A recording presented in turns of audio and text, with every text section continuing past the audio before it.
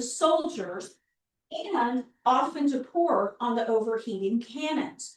Do you realize it was so hot that 56 British soldiers died that day of heat stroke?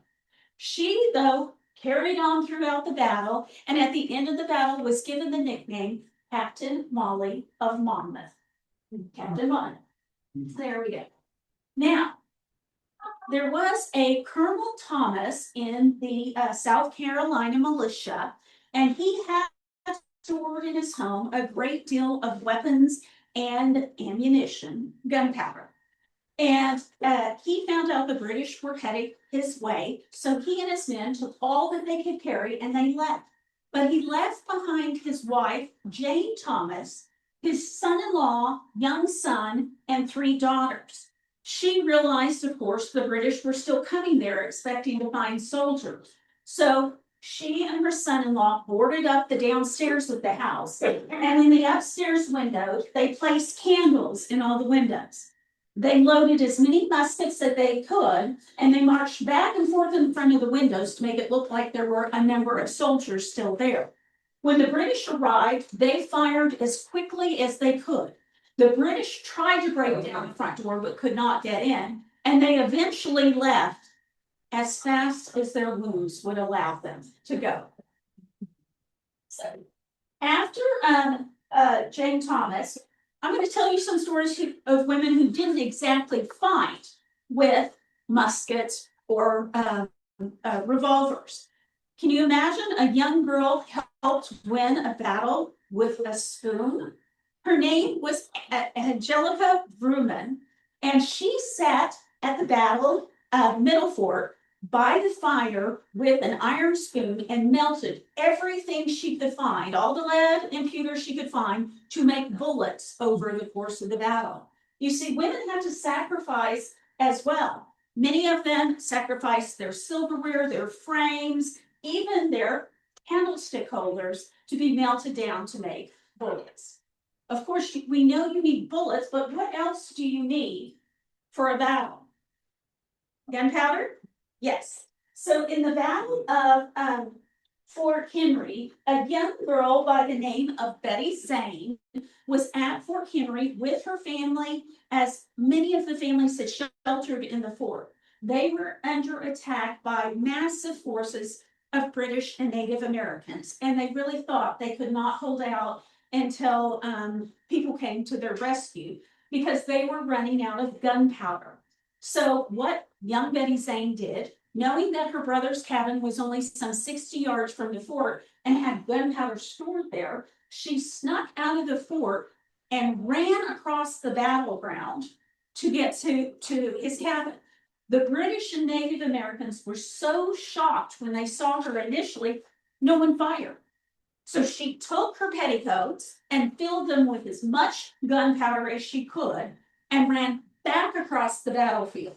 This time the British and Native Americans did fire on her, but she made it back to the fort with only a single bullet hole in her petticoat.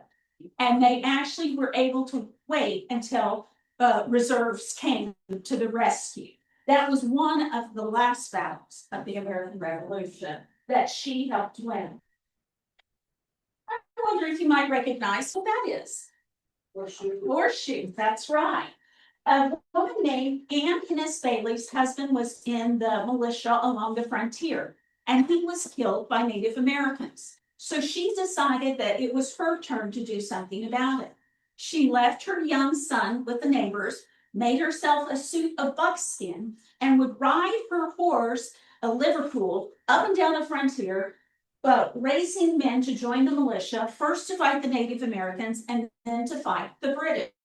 Now, on one of these journeys, she came across a group of Shawnee Indians, and they gave chase after her. She raced as fast as she could, but when she realized they were going to catch up, she jumped off her horse and hid in a hollow log. They searched and searched and searched for her.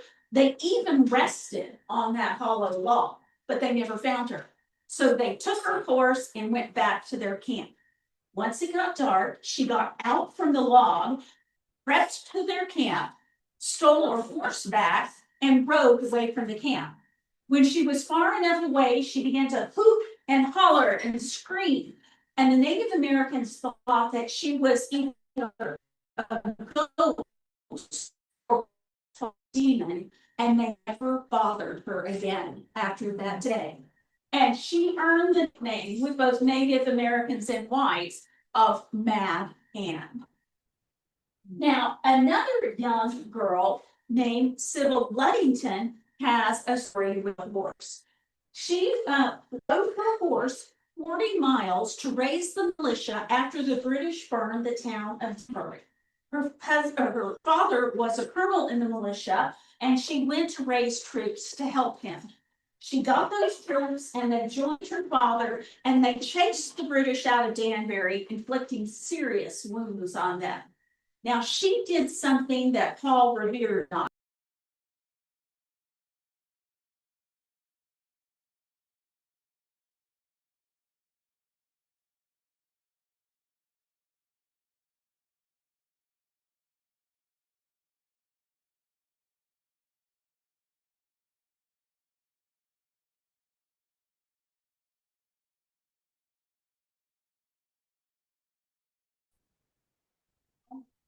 Himself in a home across the street from hers. But he decided that he and his officers would use her large parlor to hold their strategic meetings.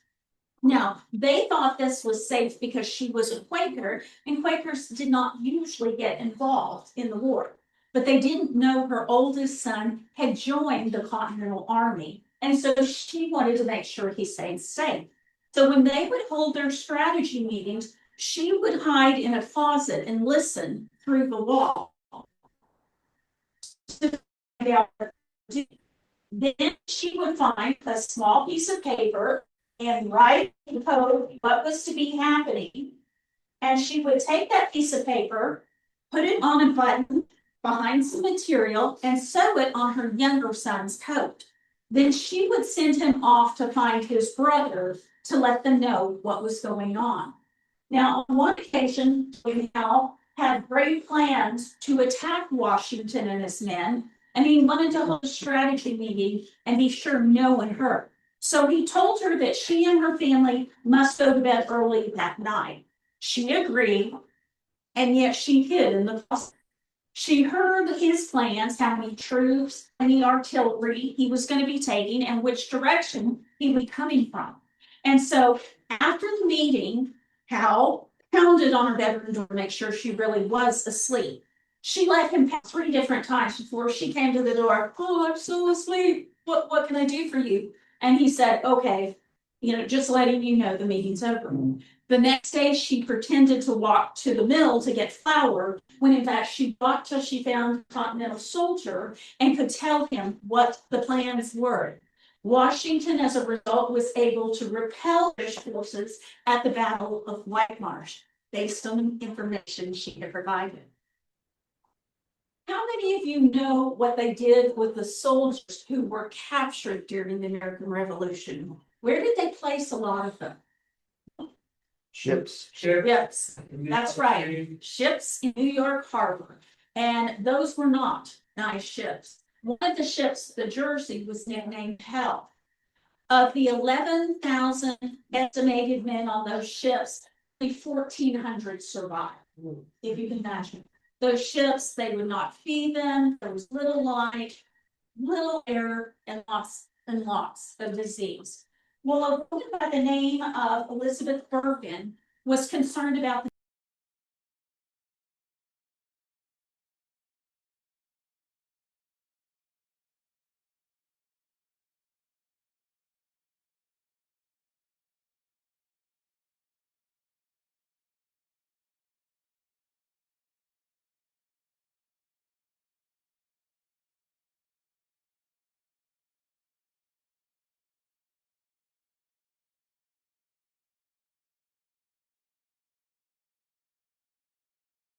course, and though it took some time, the Continental Congress eventually reimbursed her for her home and her loss of possessions. Now, you may have heard of the Colbert spy ring, have you?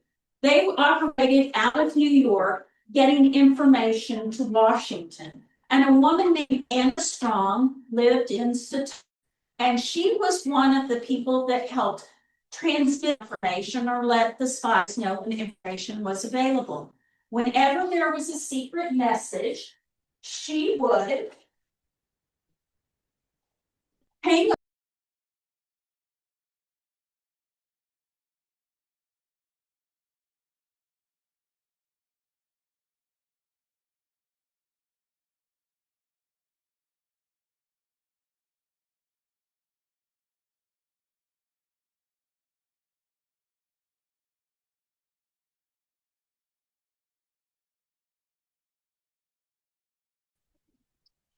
Name was Ma Rinker, and she owned a tavern, Buck's Tavern. And this was a place where the British soldiers liked to come and drink. And the more they drink, the more they talk, and the more she'd listen. When she found out something important, she would take the secret message, put it inside her ball of yarn, and go sit on a ridge outside of her tavern. At the bottom of the ridge, Continental soldiers would appear, and she would just happen to drop the ball of yarn with the message, and they would get they needed. To this day, that ridge is called Ma Rinker Ridge. Now, I mentioned the fact that sometimes women didn't have a choice as the soldiers came busting in their homes. Such was the case for Nancy Hart. She was at home when some British soldiers busted in looking for an escaped patriot. Now, of course, he wasn't there, and she was quite angry, but they decided they were going to stay and that she should cook them dinner. She thought about it, and all of a sudden she became quite hospitable and began to ply them with whiskey. Now, the more they drank, as they drank, she did two things. First, she sent her young daughter, Suki, down to the creek to get water. In fact, Suki blew a conch horn to let the neighbors know that there was trouble and to come to their aid.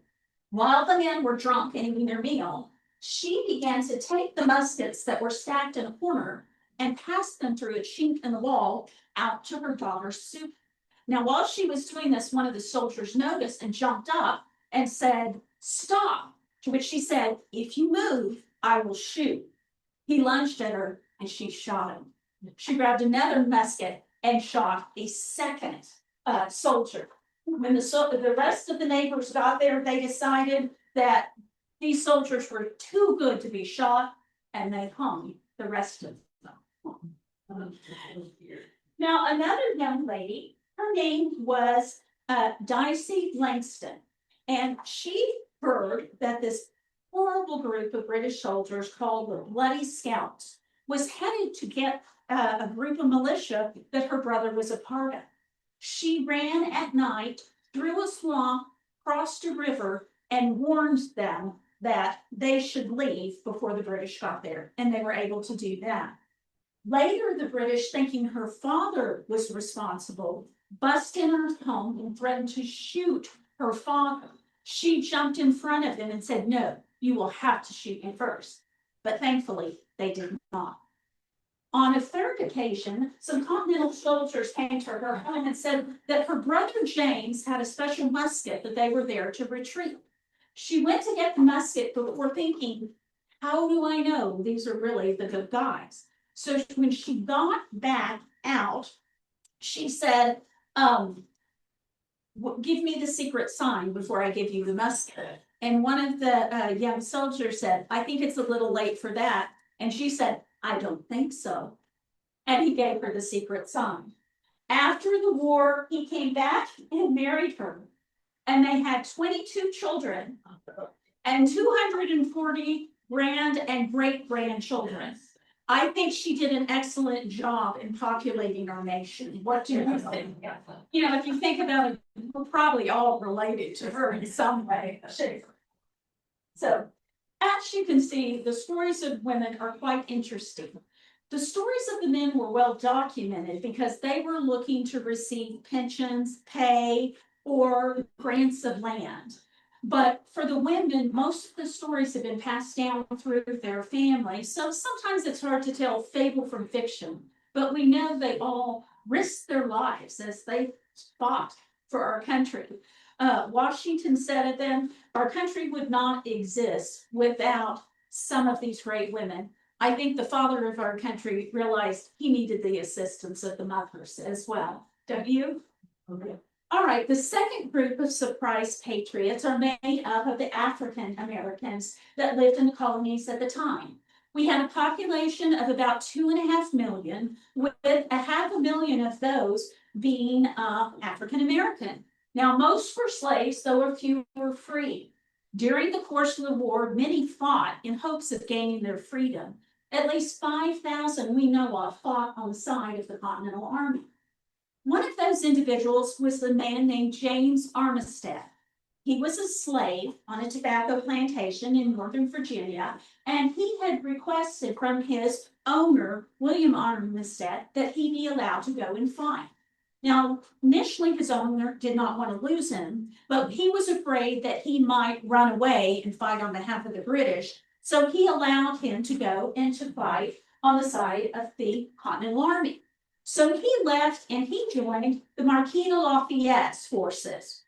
Now, with them, he served as a pioneer. They were the ones who dug the trenches, did the heavy labor, searched for food and lumber for firewood, and that kind of thing. He did such a good job that he drew the attention of the Marquis de Lafayette.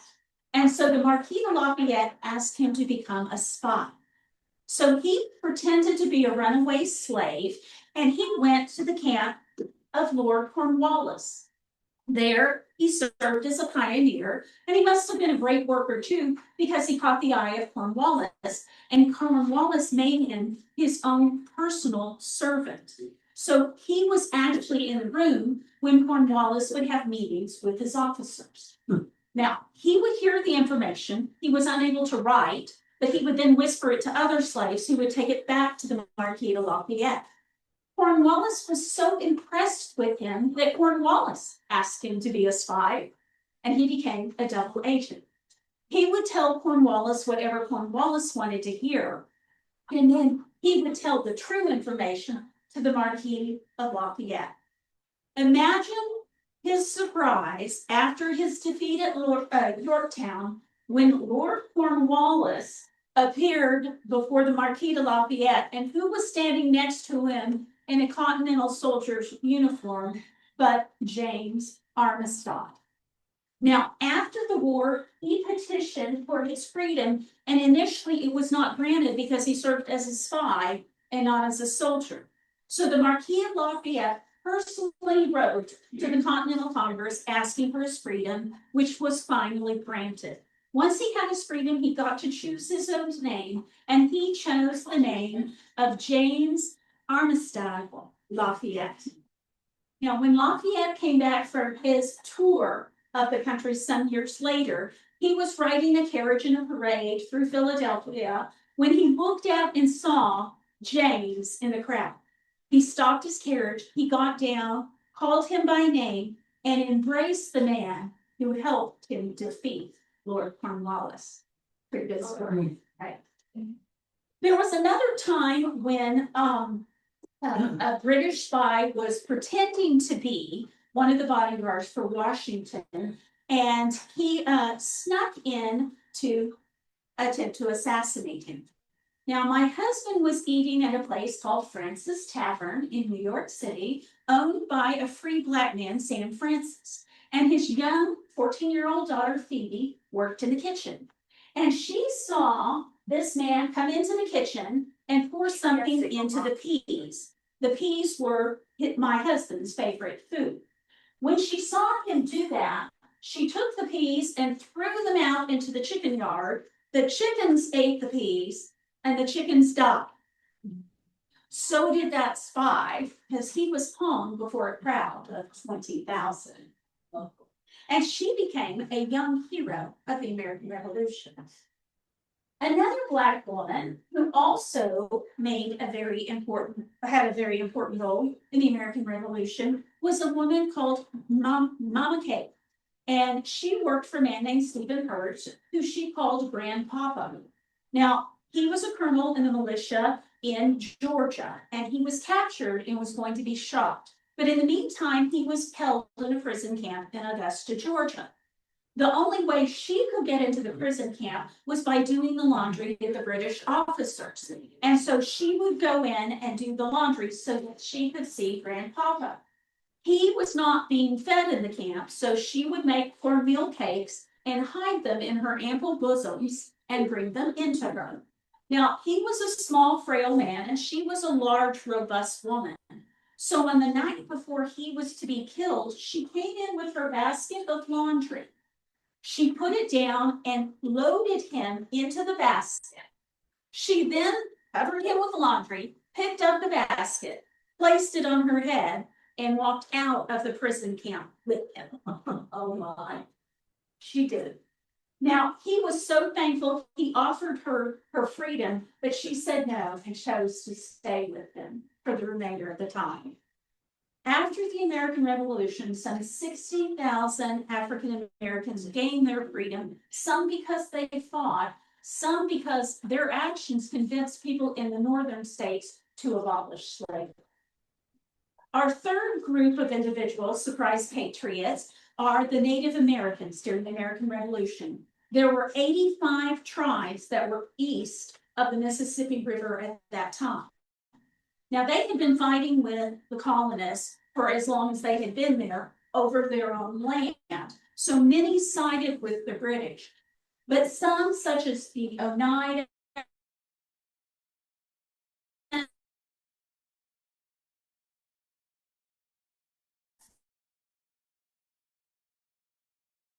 uh,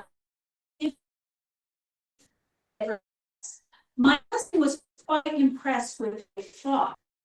Very good scouts, and they were also very good in close hand-to-hand combat. And so he asked that some 50 of the Oneida join him at Valley Forge, and they did.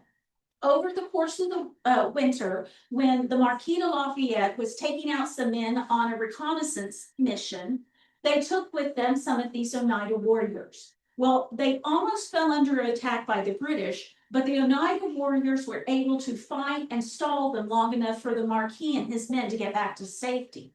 During that battle, 6 of the Oneidas were killed, and they're buried at St. Peter's Church on Barren Hill with honors. Now, one of those men was a man named Han Yuri, and he was fighting with his wife was fighting with him. They weren't fighting each other. Her name was Two Kettles.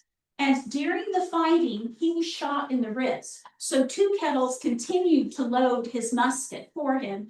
He continued to fight. He actually killed 9 British soldiers during that battle, 2 in hand-to-hand combat. After the battle, it took him a while to recuperate, but once he did, he continued to serve as a scout for General Washington. And after a year of service, he was actually made a captain in the Continental Army, which was quite unusual. He also had the honor of having a meal with my husband and myself at Valley Forge. Now, the final group of surprise patriots came from someplace you might be familiar with. They came from here in Texas. Of course, they really weren't Texans yet at the time.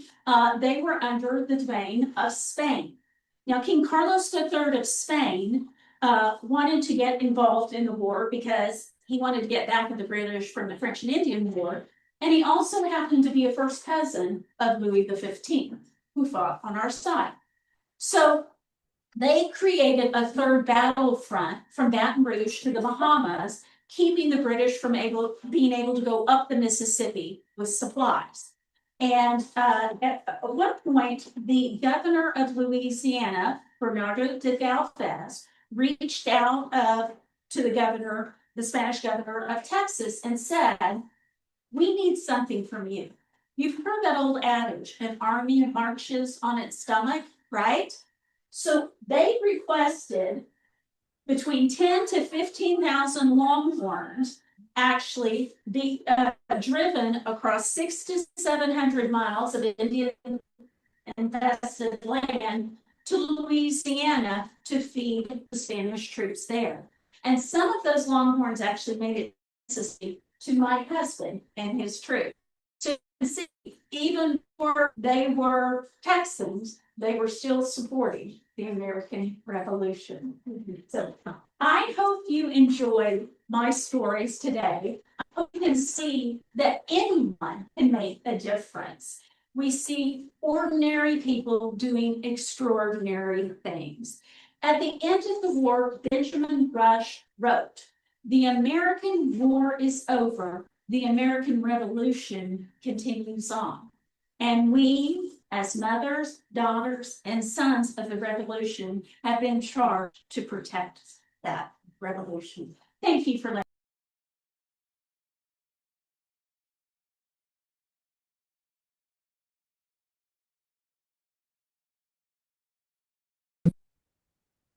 Susanna Bigger's Bib chapter in Plano.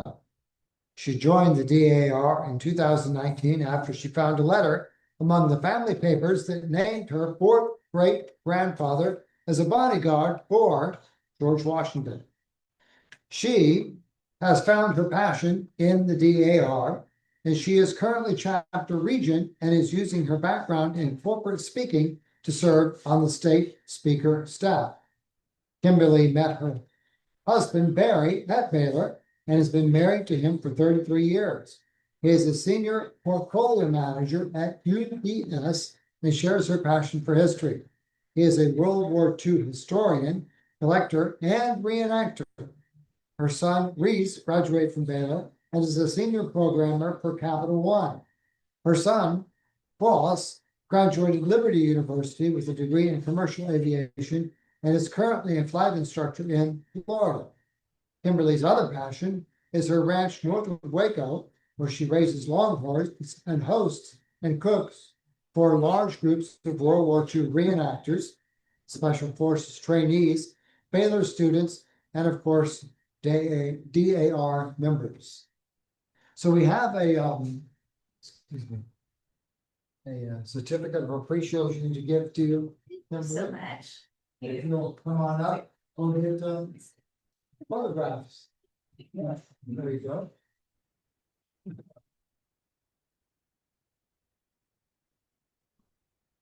Can you answer a question or two? I'm sorry. A question or two? Okay. Yes, go ahead. How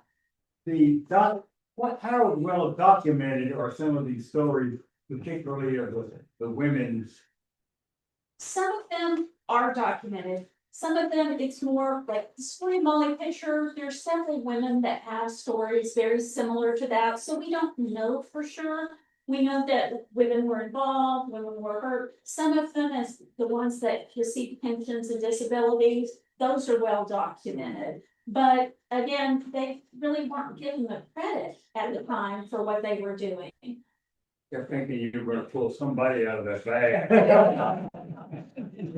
I pulled out. Yeah. So the Dallas chapter over a guy named McKinney SAR. Have you spoken to Dallas chapter before? No. Okay, we're probably gonna teach that. The SAR, and I'm assuming the DAR, because the Spanish people, they took the Rio Grande River, and they added like 3 to 5 miles south of there to pick up all those Spanish people that were in the American Revolution. Yes, and now I know with the DAR, anyone from the territory of Spain who paid the taxes that went to support the revolution also have a choice to be members if they'd like. So it is nice. And the DAR under our current state regent, they got together and wrote a book called Before the Lone Star for elementary schools. And it tells the stories of what was happening here and how they actually did support the American Revolution. And I think that's important because I speak in schools. And a lot of times for some of the kids, they think this doesn't apply to me. You know, it's not, I wasn't here, you know, my family wasn't here, that kind of thing. But they get excited when we can share. There are ways that they work. Young kids did it. You know, people of all ethnicities. So it's fun. Thank you. Thank you. Thank you. We're moving on with the agenda. I believe we have two new business items. Terry, could you talk to us about the Google Drive? I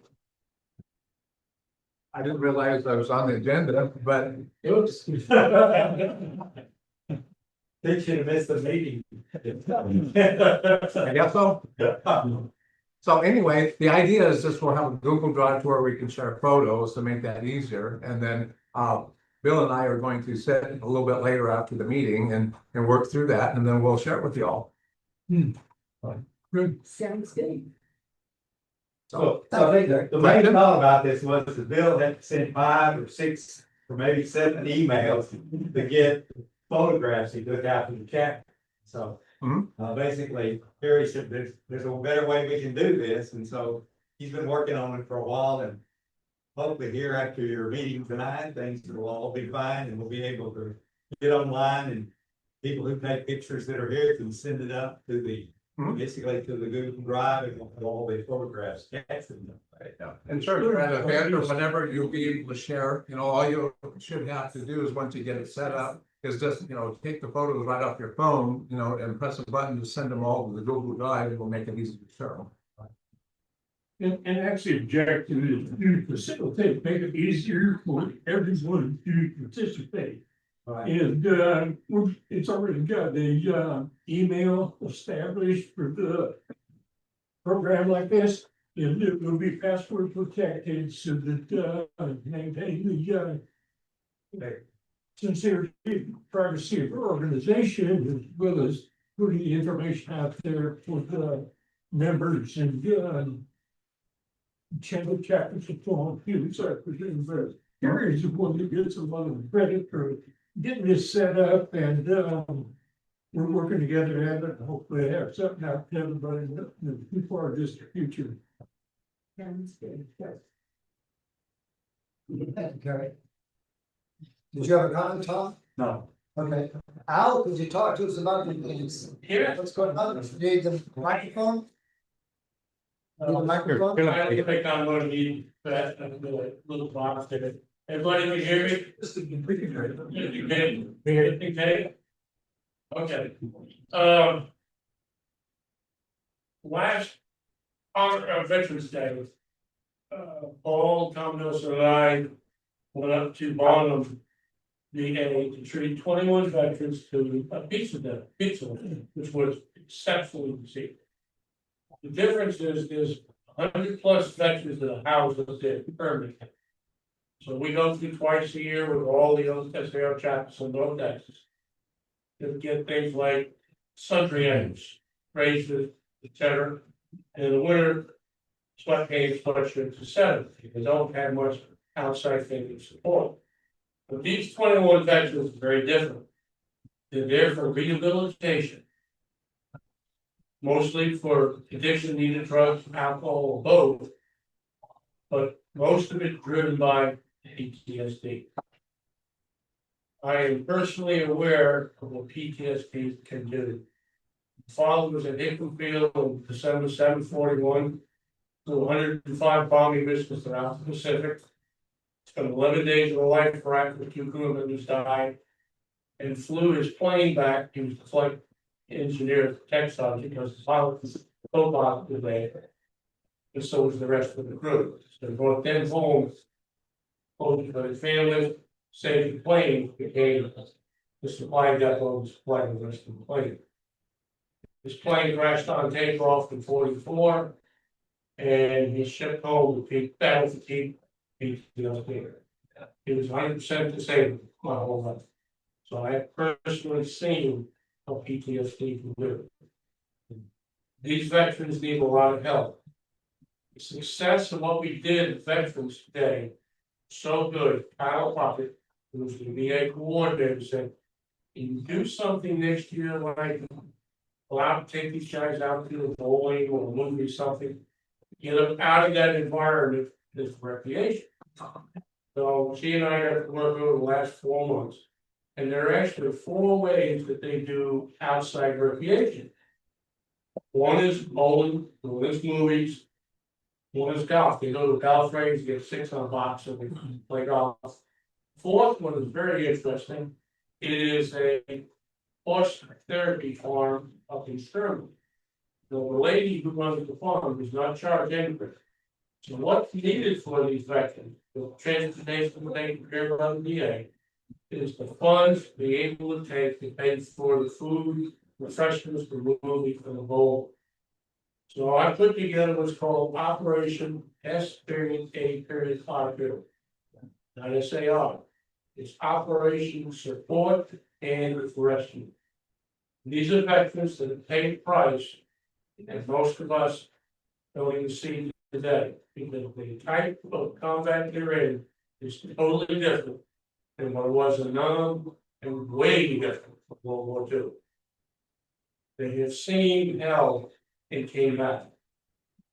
They need support. What's needed is funds. Turn it in, whatever you want to donate, turn it in to the treasurer. He will convert it into credit cards, gift cards.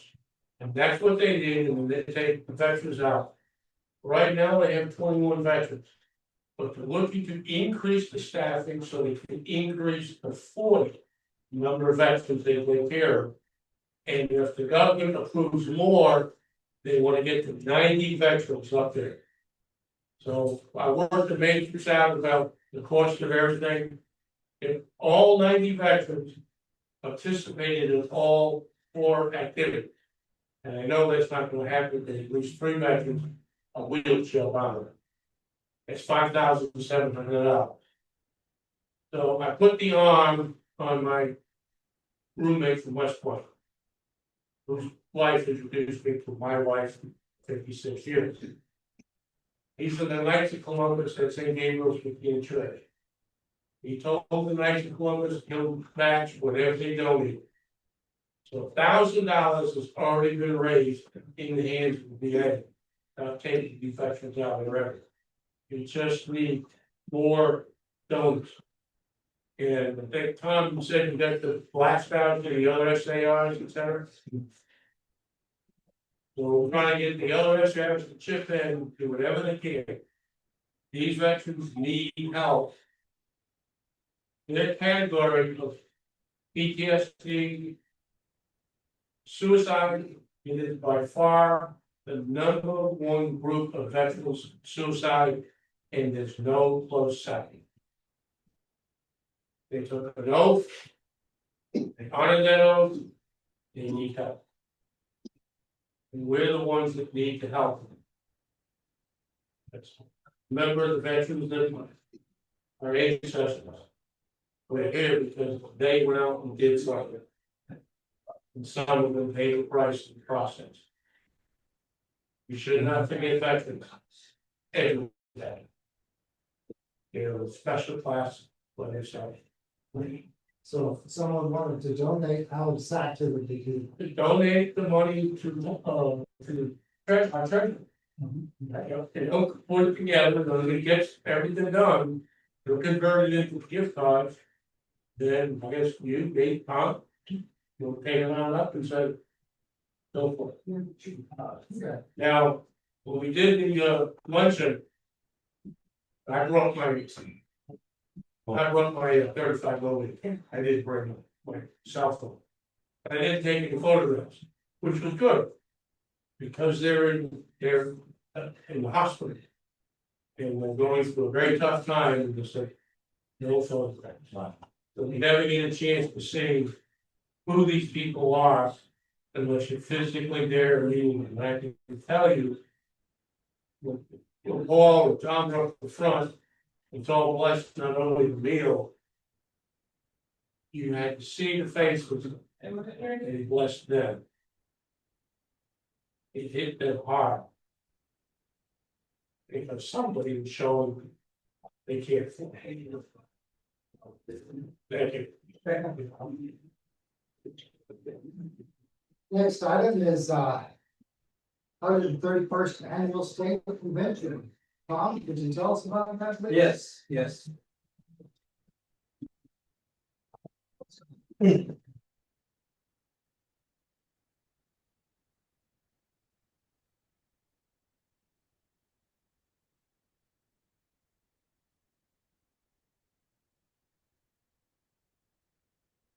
Okay. Yeah, sure. Okay, so, several of us went to the, 131st annual convention here. Held in Austin. Let's see, Nathan and Wanda were there, and Carol and I were there. Pete was there. Paul was there. Anyone else? Ted was there. There's quite a few people there.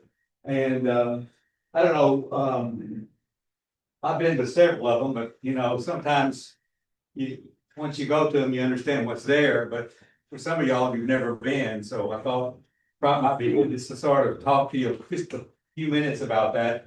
And then there was a special event that happened there that we'll talk about. So anyway, this is sort of like the meeting at a glance, and the main part of that is the fact that we have a lot of business activities we go through. A lot of the just like with the DAR, there are a lot of committees, okay, and a lot of things get done through the committees. So this is just sort of a quick thing. You can just see the first and second day, we had quite a few different committees and council meetings and that sort of thing. And then we had some additional activities that went on. But the highlight, at least in my mind, of this meeting was basically the dedication of the monument in the Texas State Cemetery. Now, this chapter basically over a 2-year period donated $600 to that monument. Is, I recall, was trying to remember, Nathan, I'm thinking they were talking about something like 45,000 or something in that line to do that. So this is the result of our $600 is probably some. Our $600 is somewhere, you know, in the corner of that thing, I guess. But anyway, the point is what this monument is that it has all of the Patriots that basically are buried in Texas. Okay, all of them we knew of. A lot of work went into that. One of our good personal friends we all knew was Bill Watts.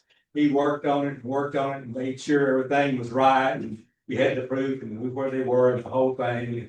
Then I think you did some work on that too, right? Yeah, and so just trying to make sure we got this right. So that's what it looked like. I was very impressed with it, and it's I thought very well done. So And Tom, it was in alphabetical order, and the first one on the list is John Ashton. Yep. And in fact, the governor here in a minute is going to tell you about that. That's right. It talks about John Ashton, and of course our DAR chapter here is the John Ashton chapter, and he's the only patriot that we know of buried in Collin County. So anyway, so that's a sort of cool thing there. So anyway, so it turned out that the state went through and basically did all the paperwork and everything to get Governor Abbott in the SAR. So one of the things we did while we were there, he came to our meeting there, dedication of the monument, and Mel Aller, which was now I guess the past president, was there and basically providing him with his paperwork, certificate, and swore him in, and that's what these pictures were there. So we were very excited to do that, and he's not the first governor that we've done that way, but he seemed to be quite impressed with that. So after that, he had a speech, and I've got this, and hopefully y'all, I think I've got it where you can hear it this time.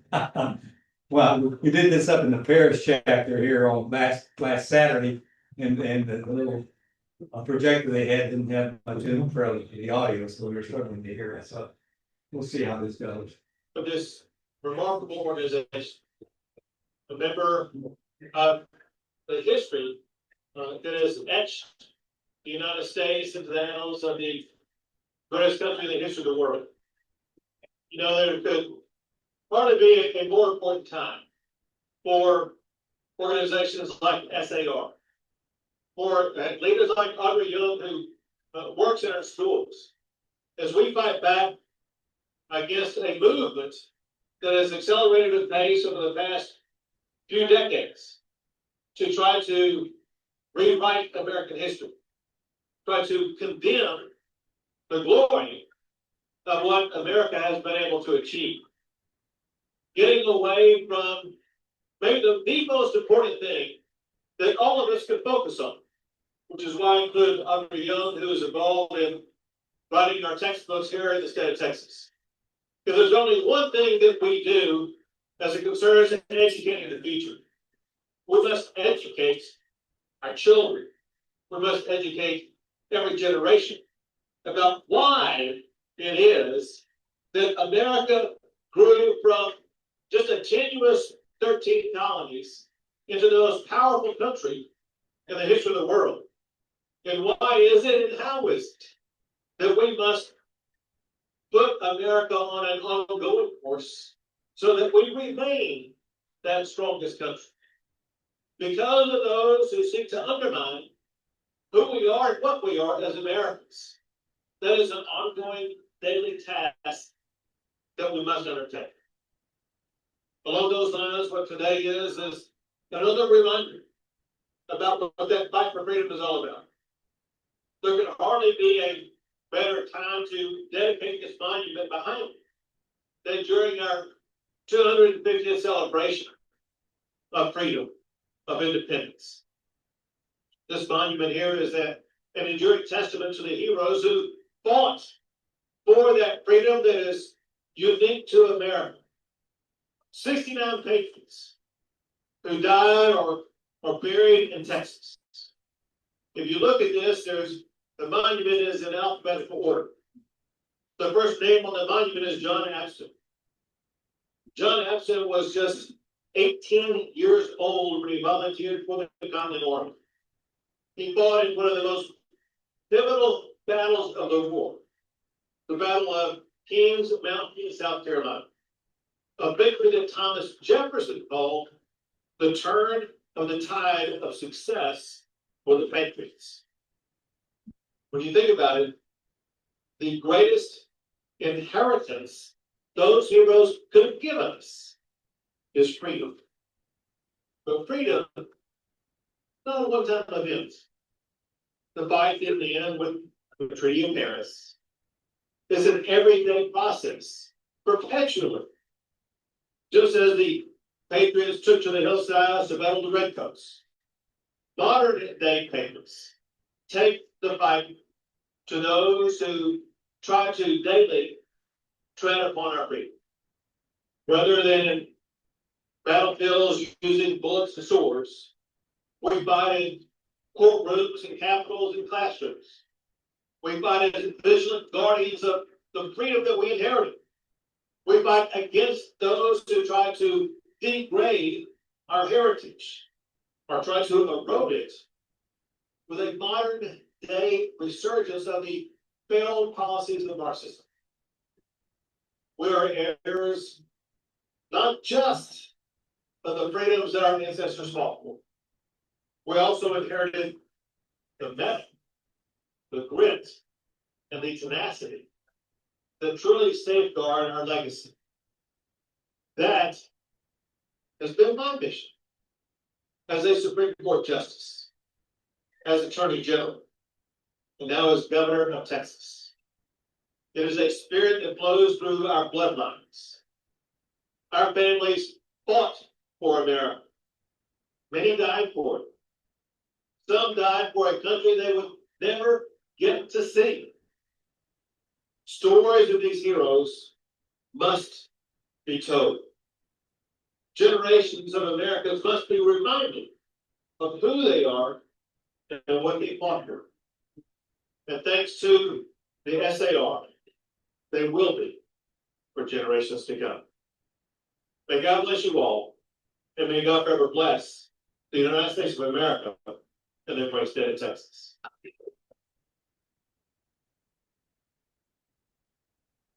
Okay. Like I said, I thought that was worth recording and showing to you guys. Hope you enjoyed it.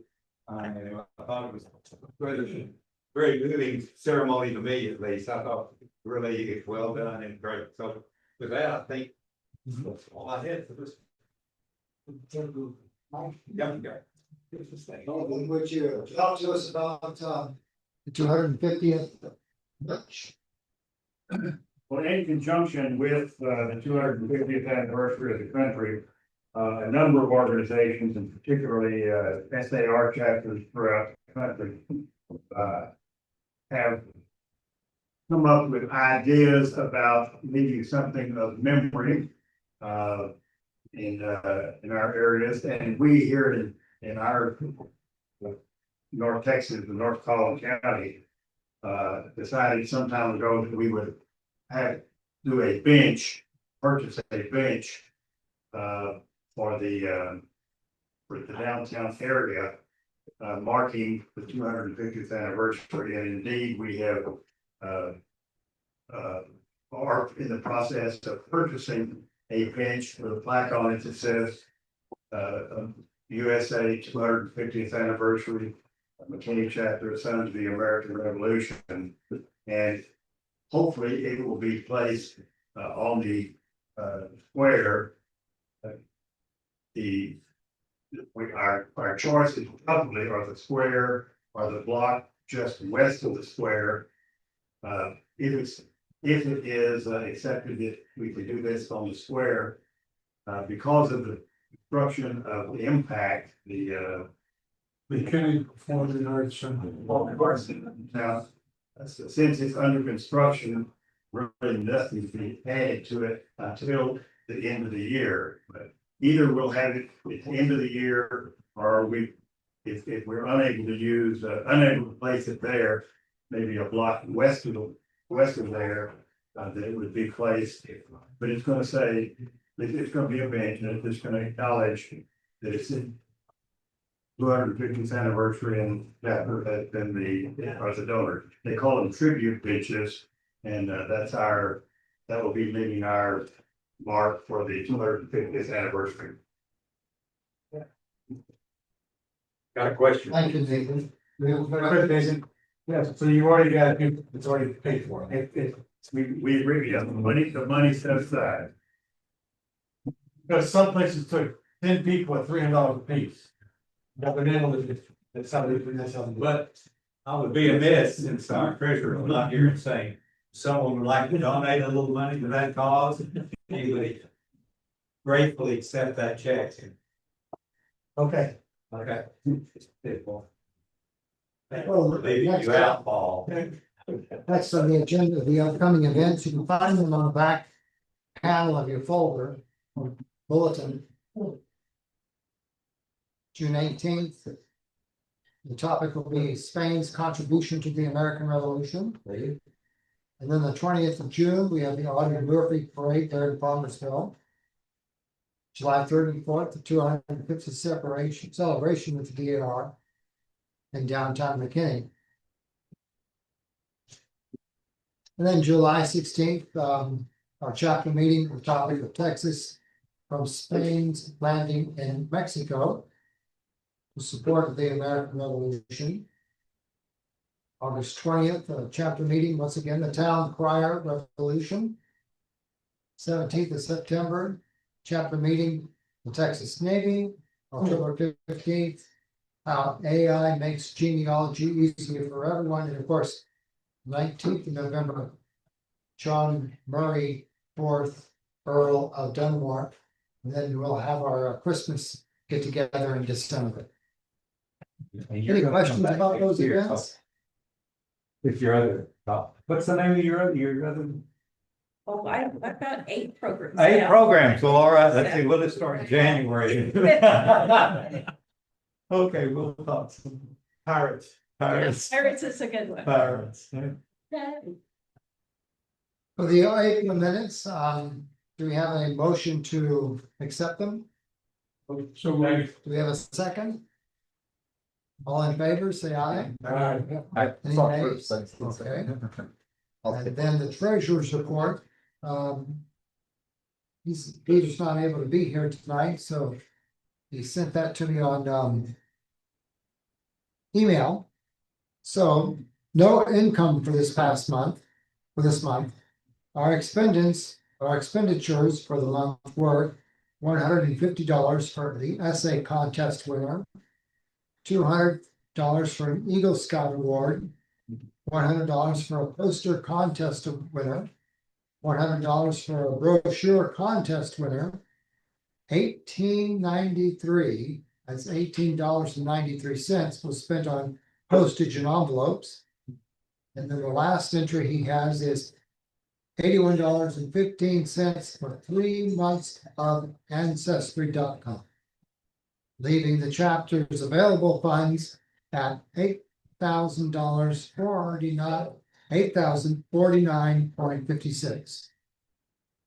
This amount does not include funds allocated to the project 2026, which is 1860. Any questions or comments about the treasurer's report? Okay. Any other business or announcements? Okay. Well, please stand for the benediction.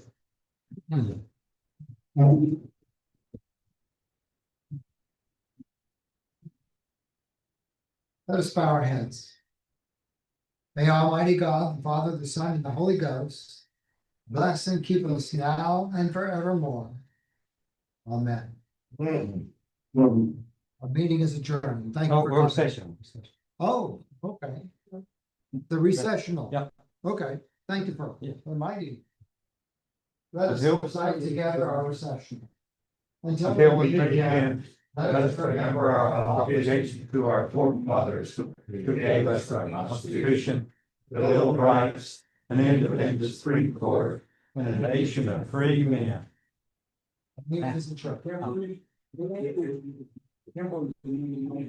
Actually, is my husband's name, it's English, they never said it. My maiden name is Grace, so. Good meeting. I want to go up there. Oh. We didn't have